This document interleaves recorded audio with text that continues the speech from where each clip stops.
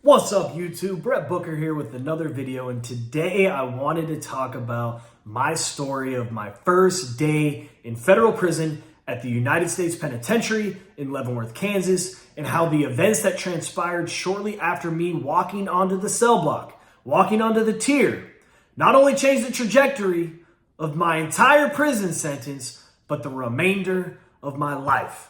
So for those of you that are new to the channel, when I was 20 years old, I got raided by the DEA and I caught my first federal indictment. They let me on pretrial. One thing led to another. I snowballed out of control again, caught another federal indictment when I was 21. I go to jail. I get in front of the judge. They had no empathy, no understanding, and they shouldn't have. I totally deserved the sentence that I got. I always tell people I earned this 11.5-year sentence, and I'm going to do it with my head high. I'm always going to be the most proud of how I responded to those hard times, not what I've been through. And I'm always telling this to people. Don't be defined by the bad shit that happens to you in life. Be defined by how you choose to respond. So for you guys to understand my mindset and how I got to the position that I'm currently in, we need to rewind to when I got arrested for the second time. It's not going to make sense if we mention the first arrest because I was in jail for a period of about 3-4 months. They sent me to the federal halfway house and I went to a sober living house. And that needs to be a story for another time because that's a whole different ordeal. So when I got arrested the second time, and I talked a little bit about this on my most recent podcast, it was tragic. It was Thanksgiving Eve. I should have been with my family, but instead I was out and about making very bad decisions, trapping, doing everything wrong. So when the government and the police took me down, I remember we were at the sober living house and I had the opportunity to say goodbye to many of my family members. And the one moment that stuck with me the most is, when I had the chain that was wrapped around my waist with the handcuffs attached to it. I had the shackles on my ankles and I was walking out the front door. My grandma was screaming, "Brett, no, don't take them, Bretters."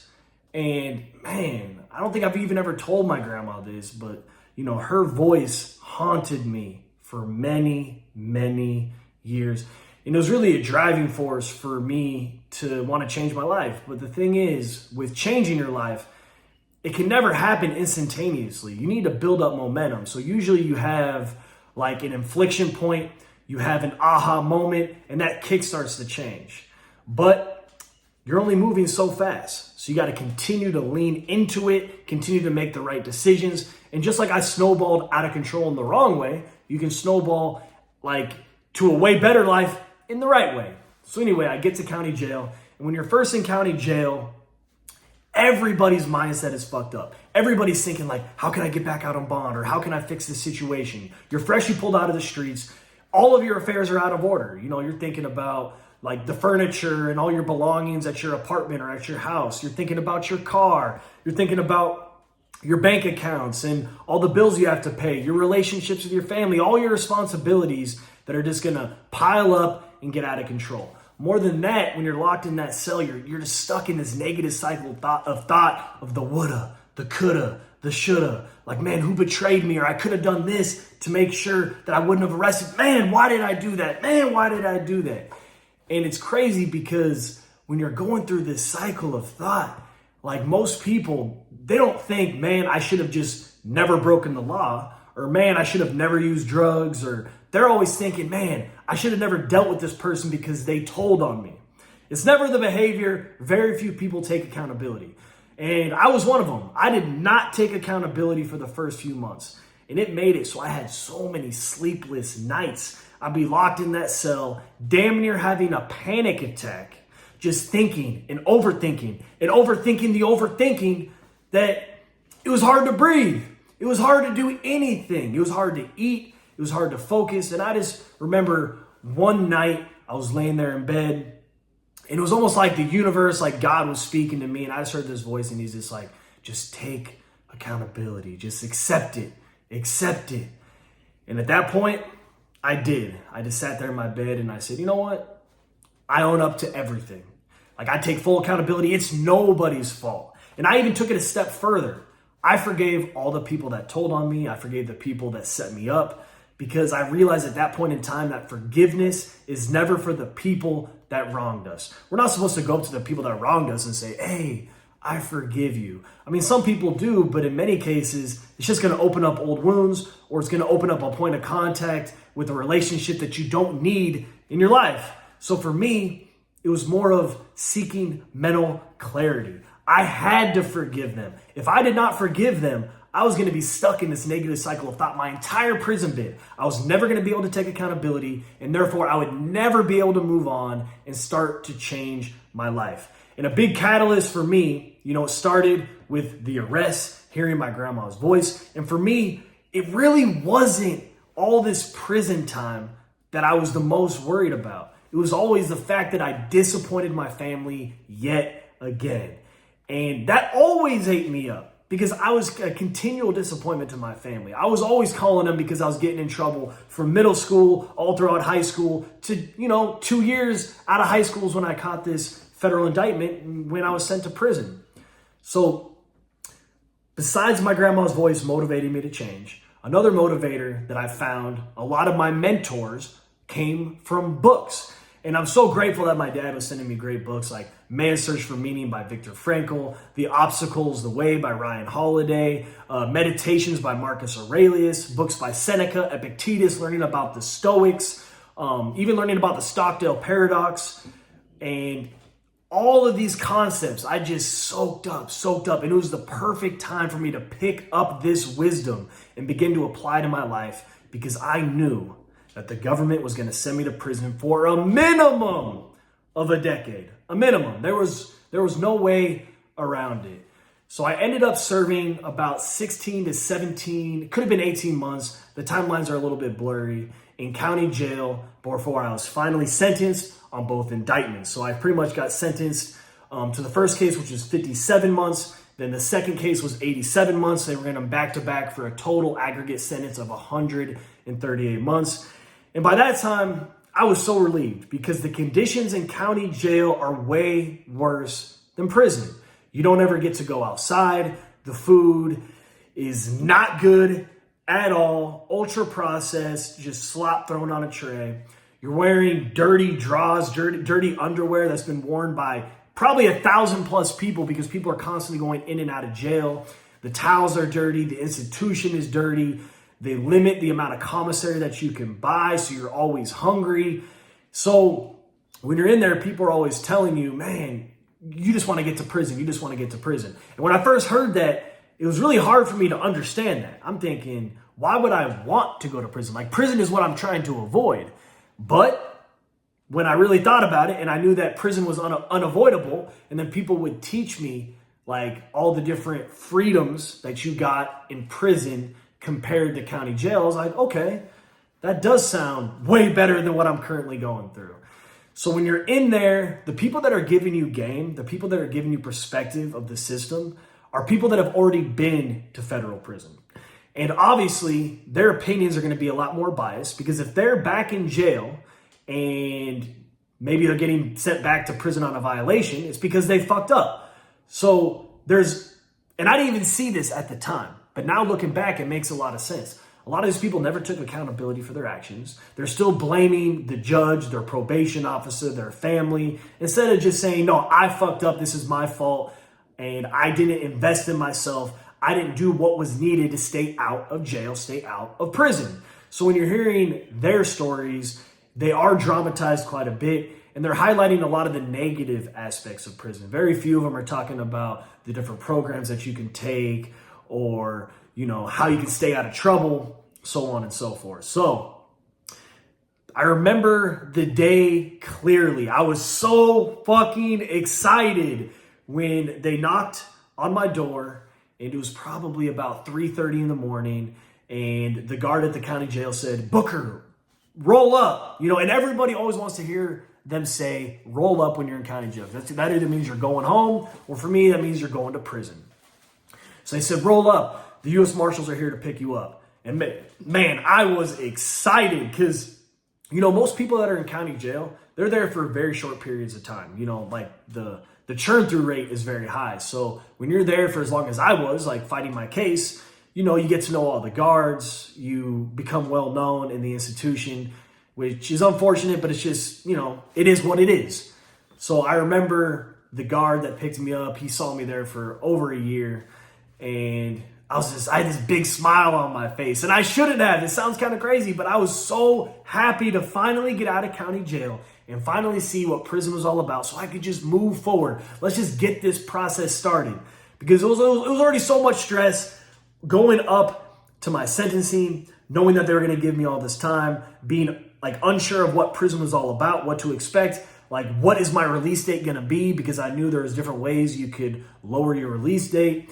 So, I was pretty excited. So we end up going down to the garage. We get all shackled up. We go to the federal courthouse. We're down in the bull tanks, and they're taking off our oranges, and they gave us back our street clothes. And I'll never forget when they first gave me my street clothes. I was so scrawny when I got arrested, man. I put the shorts on. They barely fit. They were so tight. I felt like I was wearing a kid's pair of shorts. They gave me the shirt. The damn thing ripped at the collar. I had this shirt on, and then I put the shoes on, the socks on. But either way, I was happy. I was excited. And then we got on a van, and they shipped us down. They told us they were shipping us to CCA Leavenworth, which is a private jail in Leavenworth, Kansas. And I would pretty much go there and wait for Grand Prairie or for the federal government, the Bureau of Prisons, to designate me to my first prison. And I remember when I was in the van, some of my excitement began to fade away because I realized, oh shit, this is real. And I just had a feeling that the government, I didn't know at this point in time, but I just had a feeling that the Bureau of Prisons, because of my age and how much time I got, they were going to send me to a medium or to a penitentiary. Guys, you got to understand, United States Penitentiary is the most notorious federal prison in the United States with a very rich history.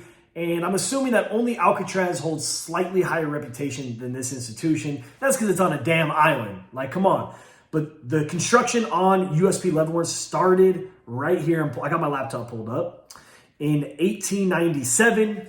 And the warden of USP Leavenworth would march the inmates from Fort Leavenworth, which people get the two institutions mixed up all the time, 2.5 miles every single day to work and build this institution. And this work lasted for 2.5 decades.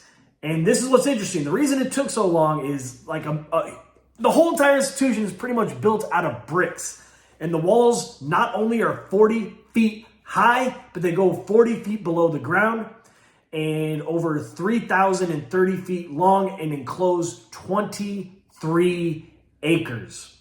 And there's a lot of rich history. You would have to look it up to really appreciate everything that happened, because it is fascinating. But I will always remember when I read The Hot House and I learned about one of the most famous escapes. And there was this one guy named Frank, and he was imprisoned at Leavenworth for train robbery. And he escaped in 1910 with 5 other inmates by smashing through the prison gates with a hijacked supply locomotive. Imagine that. A guy goes to prison, USP Leavenworth, for hijacking locomotives. And what does he do when he goes to prison? He hijacks the locomotive. So while the others were quickly recaptured, Frank escaped to Canada. In 1916, he became the mayor of Spirit River, Alberta. He was discovered by the Royal Canadian Mounted Police and the FBI in 1933, but serious doubts about his original conviction led the U.S. to drop its extradition request in 1934, and he died in Alberta in 1977. Pretty fascinating. That dude got lucky. And, many famous inmates have all resided here. And I got the list pulled up right now. One guy was Tom Pendergrass, and he was a very famous political figure, political boss in Kansas City. And when I read a book about him, he is really the reason that Harry S. Truman got elected president. And he had his hands in everybody getting elected. Everybody had to go through him. It also says Tom Petters, who I worked with Tom Petters in the library. And he was a Minnesota CEO that committed a Ponzi scheme, orchestrating a total of $3.65 billion in stolen funds. And it's kind of tricky when they post numbers like that, because sometimes it's projected losses, not actual losses, but it makes for good headlines. Other people, we got James Bulger. He's very famous. He was recently killed. I remember when he was killed at USP Hazleton in 2018. in 18, but he was part of the Winter Hill Gang in Boston. You got George Moran, who battled Al Capone for the control of Chicago's criminal underworld. He was convicted of bank robbery, which isn't a surprise there. And really, the list goes on and on and on. We also had James Earl Ray, who assassinated Martin Luther King. A bunch of people, but you guys can look it up if you're interested. So having an idea of how notorious this prison was, I'll never forget when we pulled up and the bus hit the corner and we entered the parking lot. And the first thing you see is these 40-foot brick walls, the gun towers, this giant Washington, D.C.-like dome. Like, it literally looks like a D.C. monument. And they did hire, when this place was constructed, a very famous architectural firm in Kansas City. And that was the look that they were going for. They wanted this institution to look like a monument. So we pull up when the bus parks. I'll never forget, the guards come out. They're all holding their assault rifles. Some were holding shotguns. And we get off the bus. And we are getting off the bus. It's just a short walk through a side door and you enter the institution.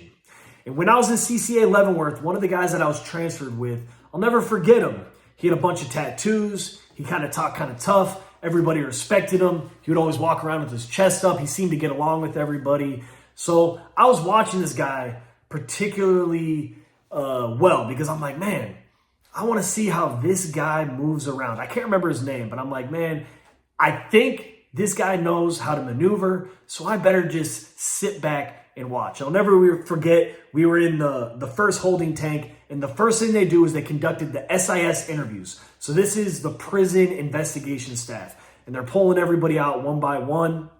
And what's interesting is some guys would go to the interview and they would come back. Other guys would go to the interview and they would disappear. I had no idea where they went. So it came time for me to do the interview, and I'm like, I wonder what this is all about. Like, what's going on? So I go into the interview room, and the first thing they ask, is there any reason you can't walk on this yard? I said, no. He's like, have you committed any crimes against children? No. Did you tell on anybody? No. Do you realize that if you did any of these things, we can't protect you once you go inside the prison? I'm like, okay. They're like, well, if you have anything to be worried about, let me know right now if you can't walk on that yard, and we're going to put you in the special housing unit. So I'm thinking, damn, that's where those guys went. They can't walk on the yard. They've been in jail this whole time. They come to prison just to go straight to solitary confinement, a.k.a. the shoe, a.k.a. the bucket. So I go back to the holding tank. We're all in there. They dress us out.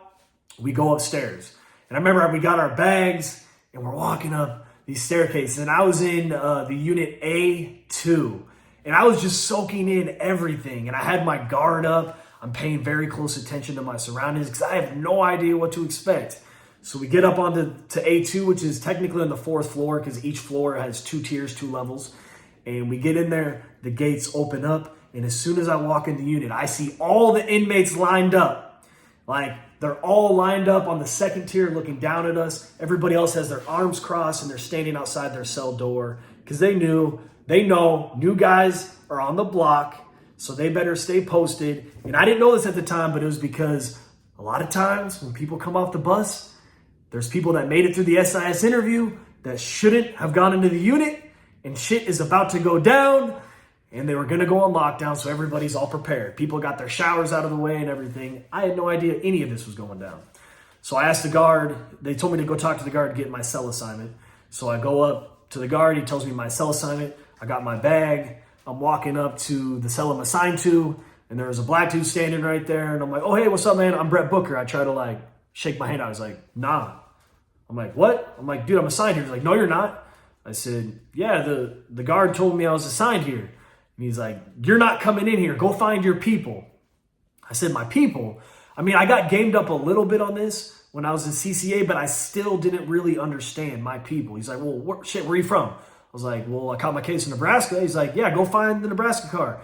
So I'm like, okay. So I'm just walking around, and then some guy, one of the white boys, comes up and says, hey, where are you from? And I'm like, Nebraska. He's like, oh, yeah, that's right here. Talk to this guy. So he knocks on the door.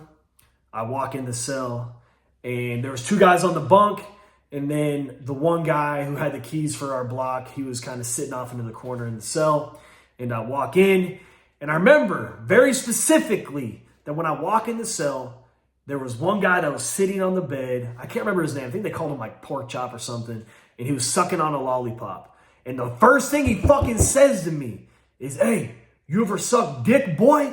And dude, I just about lost it because I've seen all the movies. I've heard all the rumors. My first thought is when somebody says that to you, they're testing you. So you have to take off on them. You have to hit them. You just have to handle your business. So I tense up and I start approaching them like I'm about to do something. And then the guy that had the keys for my car at the time is like, hey, Booker, hey, it's cool. So he's like, "Hey, stop fucking around. Get out of the cell." So he kicks those guys out. And we start talking to him, and I tell him the situation, like, "Hey, they assigned me this cell." And I'm starting to tell him, he's like, hey, hold up. Are you good? I'm like, "What do you mean am I good?" He's like, "Did you tell anybody?" I said, "No, man, I took my sentence like a man." He's like, "You touch kids or anything?" I said, "Bro, I am a kid. Of course fucking not." So we're talking, and then he's like, "Oh yeah, bro, no problem. Like, we'll get you moved in a white boy cell, no problem." So we're talking for a little bit longer. And then all of a sudden there's a knock on the door. And one of the guys that was sitting in that cell, he's like, "Hey guys, hey, you need to come out here." So I'm walking with him. He's like, "Hey, come here." He talks to the guy for a little bit. I can't really hear what they're saying. And then he looks at me and he's like, "Look, man, we're going to go up to the second tier. We're going to keep point." So we go up the stairs. We sit on the ledge. And now I'm looking, and right in front of me, the cell door's open. I see that individual that I first met at CCA Leavenworth that had the tattoos, that was walking around confidently, and he's sitting on the toilet of the cell, and he's talking to one other guy. And the guy that I was talking to that had the keys for my car at this point in time, he kind of leans over to me and he says, "Look, if you don't get your paperwork sent in within 30 days, or if you're hot, this is what's going to happen to you." So I'm like, "Okay, what do you mean?" And then all of a sudden, like the cell blocks are split into two kind of like separate units, where in the middle there's a door. On the top tier there used to be a TV room, but there's no longer a TV room there. Pretty much people work out in there. And I see guys come out of the second floor TV room, and they got like shirts wrapped around their head like ninjas, right? And they're just moving fast. They got gloves on their hands that they probably got from their job, and they're just going straight towards that cell. And as soon as they get to the cell, they take a hard right. And as soon as they go in there, pop, pop, pop, pop, pop, pop, pop, pop. And they're beating the shit out of this dude. He's on the ground and they're still going. They're like, "Check in, bitch, check in." And it was brutal. They were getting blood everywhere, right? So eventually they kind of beat him up out of the cell. He's like, "Hey man, what the fuck was that for?" Like, he seemed confused. So that kind of made me confused. They're like, "Go check in, get out of here." So he's like, man, he almost wanted to like fight back and not check in. So the dude hits him again, boom, and he drops to the ground. He's like, all right. And the other guys, they ran back to the TV room. They took off the gloves. They took off the shirts from their head. They disposed of it. I don't know where they disposed of it. They went back to their cell. And they probably did that so the cameras couldn't see who they were. They're wearing the gloves, so when they do body checks, they can't see that their knuckles were bruised or cut up anywhere. So they go back to their cell. So then the guard starts yelling, lock down. And I was still assigned to be in that cell with the black dude. But I knew that I was not going to start my prison sentence off with a bad reputation, with doing anything out of the inmate code. So I just kind of stepped off to the side and I refused to go into that cell. And the guards come running up on me and said, we said lockdown, get in the cell. I said, I'm not going in there. Like, and they looked at me and I said, you assigned me to live with another race. I cannot do that. So he's like, all right. And that, like right at that period of time, one of the other guards like called the lockdown off because they ended up taking the guy out because they knew that the fight was over and that he was checking in. So they let everybody out. They called the lockdown off. At that point in time, I met up with the guy that had the keys for my car on the block. We found a cell for me to move into. I moved in there, and really, that's how my prison sentence started. So I found out a little bit later as to why this individual got beat off of the yard, or what people say at Leavenworth, run up top. And run up top is a term that got coined because of how the units used to be structured before they came in the 80s and remodeled it. But back in the day, all the units used to be like 6 stories tall. And segregation, the bucket, the hole, it used to be like on the 8th floor all the way up at the top of the tier. There would just be cages up there. So when you would beat someone up, when you would try to smash them and they would get hurt and they wanted to get rid of them, you would literally just see the guards take them away, put them on an elevator, and they would go all the way up top into those cages, high up into the ceiling, all the way up in the air. So like, yeah, we're running them up top. It's kind of crazy when you think about it. But this individual, they beat him up, they ran him up top because he was a bail bondsman on the street. They considered him law enforcement because he was working with the police to get people locked up. And some of the guys that beat him up, some of them have been to jail because of his bail bondsman company. So when he came in, they're like, oh, hell no. And here's the thing. Leavenworth used to do something that was kind of dirty. What they would do is that like a week before anybody would arrive, they would release like a laundry list and they would put it on the inmate bulletin board. And what would happen is it would list everybody's name, their data number, and what unit they were going to be assigned to. So at the end of everybody's inmate data number, the last 3 digits like correspond with the sentencing district that they got sentenced in. So I got arrested and sentenced in Nebraska, so I'm 047. Different areas have different three digits that coordinate to where they were from. So anyway, people will be able to look at this list and they would start doing research. And they would have a week ahead of time to do this research. And that is why so many people were getting fucked off because they had no idea. Before they even knew they were designated, before they even knew that they were getting sent to prison a week from today, people in the prison already knew, they were already plotting, they were already doing their background checks, just waiting for that person to come. And there was many instances where people would plan out the whole hit, the whole running them up top, how it was gonna go down. So they'd be like, yeah, man. So when he gets here, give him a care package, dap up with them, say, man, it's great to see you. And then lure them to the gym where there's no cameras. And that's where we're going to run them up top. That's where we're going to beat them up. That's where we're going to smash them. There were always incidents. I remember in B Upper, a case manager kind of said some slick shit to an inmate. So the inmate stabbed the case manager. And we were locked down for like 2 weeks over that. I'd be walking down Center Hall, somebody would try to check someone in, and there's a brawl happening there. I would see oftentimes where maybe they're beating up a chomo or they're stabbing up a chomo, and he's running to the lieutenant's office and running and running and running. And before he even gets to the door, the lieutenant would kick the door shut and let the inmates finish the job off. And I just quickly realized, especially after seeing all of this shit go down, that, the guards are never going to have your back. And the only way that you're going to be able to survive and thrive is to fall into line, play the politics to a T, and just be a stand-up motherfucker. Don't let anybody push you around. Keep your chest up, your chin high. Be assertive. Don't let anybody get over on you.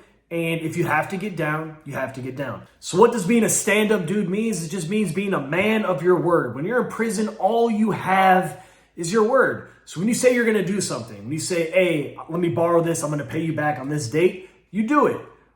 Anything that you say, you stand on it. You never break your word. More than that, a real stand-up dude doesn't get strung out on drugs and run up these massive drug debts. They don't disrespect people. They don't bump people. When they're walking by people's cells, they're not looking into the cell. There's just a certain way that you carry yourself to be a stand-up dude. And if you are a stand-up dude, you are not going to get into any problems in prison. People are going to respect you because you're doing the right thing. There's enough knuckleheads, there's enough crash dummies is what we call them, that just go in there and do stupid stuff. They're running up drug debts, they're disrespecting people, they're really nosy, getting into people's business. If you just mind your own business and you're respectful, you're not going to have any problems.